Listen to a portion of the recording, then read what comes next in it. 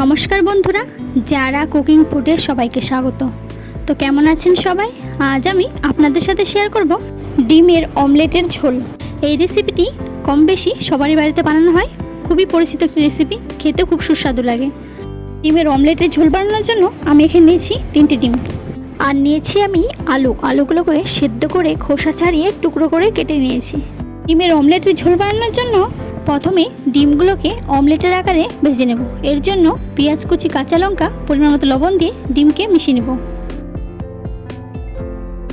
ডিমের সাথে পেঁয়াজ কুচি, কাঁচা লঙ্কা, লবণ ভালো করে মিশিয়ে নিয়েছি।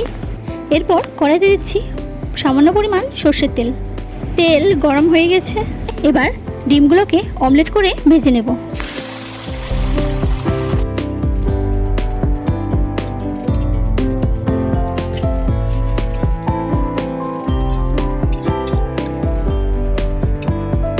ডিম অমলেট করে ভেজে নিয়েছি, এবার নামিয়ে নেব।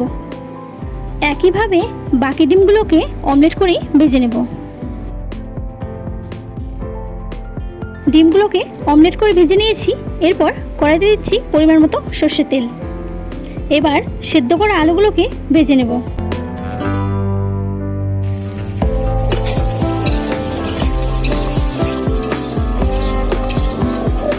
আলুগুলোকে হালকা করে ভেজে নিয়েছি, এবার নামিয়ে নেব। এরপর কড়াইতে দিচ্ছি আরও কিছুটা সর্ষের তেল।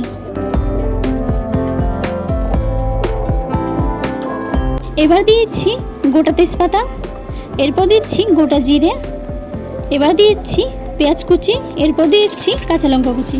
পেঁয়াজ কুচি, কাঁচা লঙ্কা হালকা করে ভেজে নিয়েছি, এবার দিয়েছি ভেজে রাখা আলু। এরপর দিচ্ছি পরিমাণ মতো লবণ, এবার দিচ্ছি পরিমাণ মতো হলুদ গুঁড়ো, এরপর দিচ্ছি পরিমাণ মতো শুকনো লঙ্কা বাটা। এগুলোকে মশলার সাথে মিশিয়ে ভালো করে কষিয়ে নিয়েছি। এবার দিচ্ছি পরিমাণ মতো জল।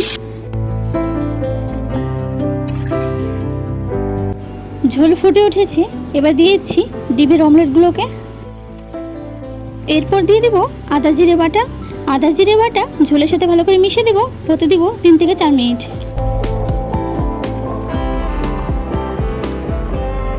চার মিনিট পরে দিয়ে দিচ্ছি গরম মশলা বাটা।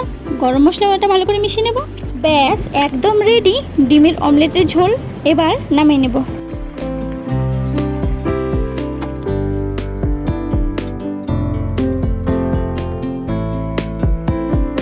তো বন্ধুরা, আমার আজকের রেসিপি ডিমের অমলেটের ঝোল আপনাদের কেমন লাগলো অবশ্যই জানাবেন।